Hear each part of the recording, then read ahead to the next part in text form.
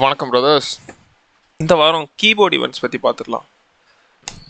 போகிறோம், ப்ரௌசர் போகிறோம், on change, on key press, on key up, இது மூணு தான் நம்ம பார்க்க போகிறோம்.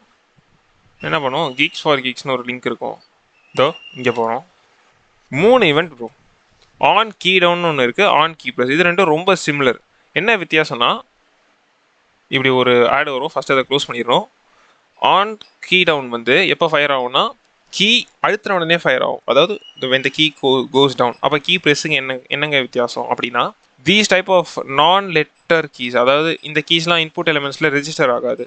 இந்த மாதிரி கீஸ்லாம் நெக்லெக்ட் ஆயிரும் கீ ப்ரெஸ்ஸில்.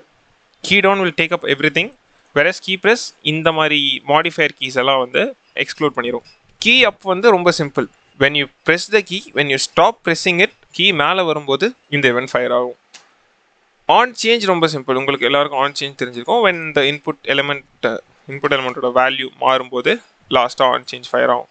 கோட் அடித்து வச்சுருக்கேன், ஃபஸ்ட்டு அதை ஒரு விசிட் பார்த்துட்டு வந்துடும். அதுக்கப்புறம் நான் இது என்னன்னு சொல்கிறேன். 3 ஹேண்டில் எழுதியிருக்கேன், handle change, handle press, handle up. இதுதான் கீ அப்போடு தான் ஹேண்டில் அப்புன்னு பேர் வச்சுருக்கேன். ஓகே, ஸோ இங்கே போயிட்டு 3 ஹேண்டில் இருக்குது, ஒரே ஒரு இன்புட் எலிமெண்ட்டு, மேலே டைட்டில் போட்டிருக்கேன், அவ்வளோதான். போகிறோம், பார்த்துருவோம். இப்போ பாருங்கள், பேக் ஸ்பேஸ் அடித்தேன் மொத்தமாக கிளிக் பண்ணிட்டு. So on key up fire ஆகுது. வெளியில் போகிறேன், அதாவது இதுக்கு பேர் ஃபோக்கஸ்னால், இதுக்கு பேர் பிளர். இப்போ நான் உங்களுக்கு ஃபோக்கஸ்னால் என்ன, பிளர்னா என்னென்னு காட்டுறேன், அப்போ தான் உங்களுக்கு தெரியும். Dot form control focus border 2 pixels solid, அப்படியே இந்த கலரை போடுவோம்.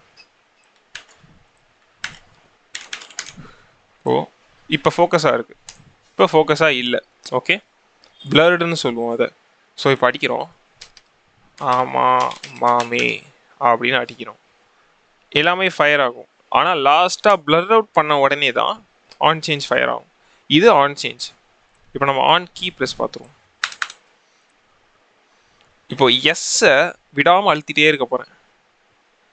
Key press multiple times fire ஆகிட்டே இருக்கும். ஒரு எஸ்க்கும் கீ ப்ரெஸ் ஃபயர் ஆகும். பட் லாஸ்ட்டாக எல்லாம் போட்டு முடித்த உடனே நம்ம கீயை தூக்குறோம் பார்த்தீங்களா, அப்போ மட்டும்தான் கீ அப் ஃபயர் ஆகும். கீ அப் வந்து ஃபைனலாக தான் ஃபயர் ஆகும், லைக் அ ஃபைனலி பிளாக் அந்த மாதிரி சம்திங். ஓகே, அண்ட் இதில் ஆனால் வந்து வித்தியாசம் என்னென்னா, நீங்கள் சும்மா டொப்பு டொப்பு டொப்பு டொப்பு டொப்புன்னு அழுத்திட்டு தான் ரெண்டும் வரும்.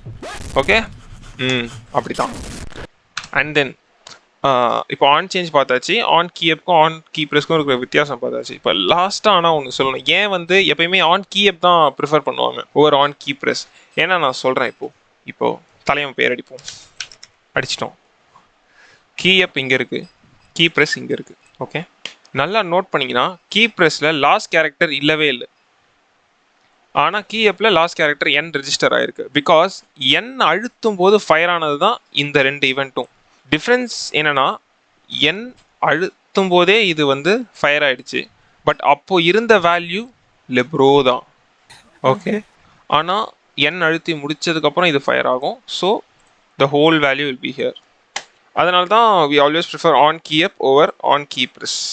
எஃப்ஐஐ கீ அப்பும் வந்து என்டர் ஷிஃப்ட் இதெல்லாம் ரெஜிஸ்டர் பண்ணும். ஓகே ப்ரோ, நெக்ஸ்ட் வீடியோவில் சந்திப்போம். பாய். மறக்காமல் பட்டன்லாம் தட்டிடுங்க.